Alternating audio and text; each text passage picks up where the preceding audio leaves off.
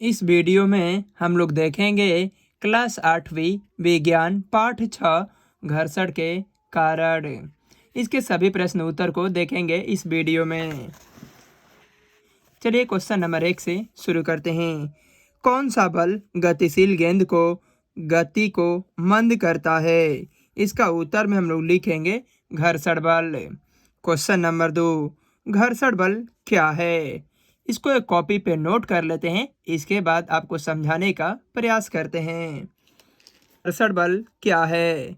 इसका उत्तर में हम लोग लिखेंगे कि जब कोई वस्तु विराम अवस्था से गतिमान अवस्था में कार्य करता है तो उस वस्तु पर एक अन्य बल कार्य करता है, उसे घर्षण बल कहते हैं।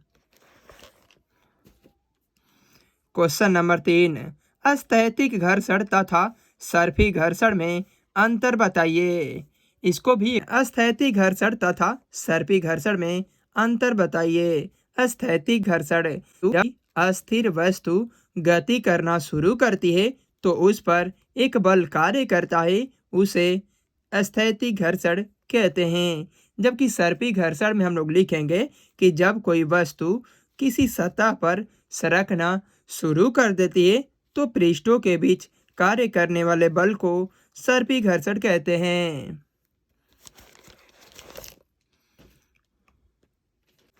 क्वेश्चन नंबर 4, घर्षण बल की दिशा क्या होती है?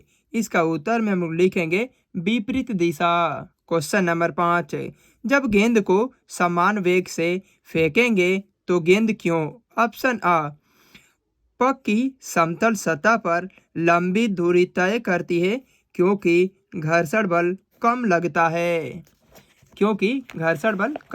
है।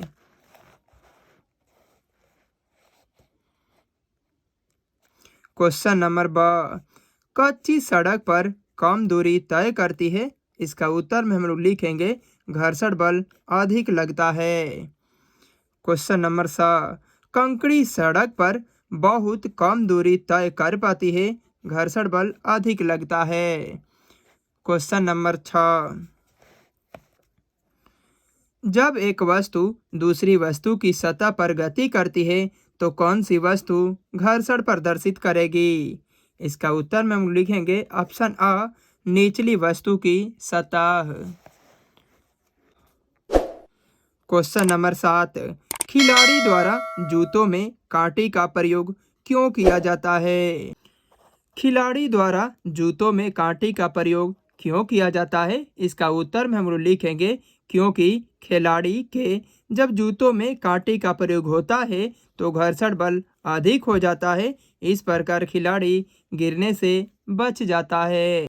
क्वेश्चन नंबर 8, घर्षण हानिकारक है परंतु अनिवार्य है, क्यों? इसका उत्तर में हम लोग लिखेंगे घर्षण बल के कारण रोजाना इस्तेमाल किए जाने वाले वस्तु घिस जाते हैं, जैसे बर्तन, चाकू, जूता, चप्पल, पेंसिल। इस प्रकार हानिकारक है परंतु अनिवार्य इसीलिए है कि घर्षण बल के कारण हम लोगों को चल पाना संभव है तथा वाहन की गति संभव है।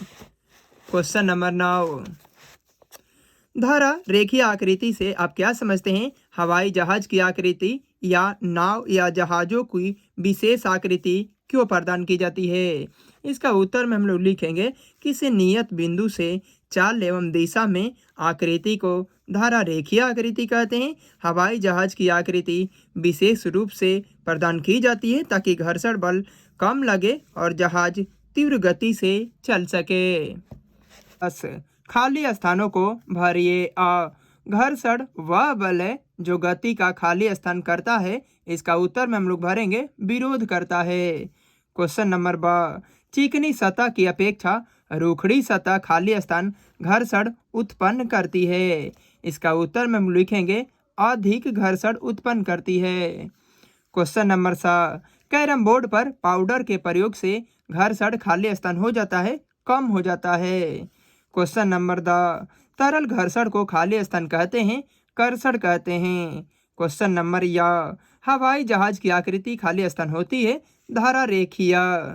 क्वेश्चन नंबर 11, नीचे दिए गए कथन सत्य या असत्य बताइए।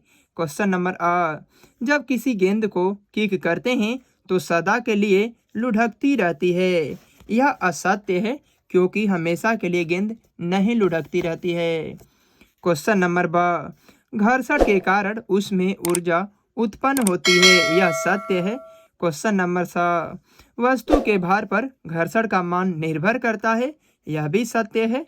क्वेश्चन नंबर 10, संनेहक के प्रयोग से घर्षण का मान घट जाता है। यह भी सत्य है।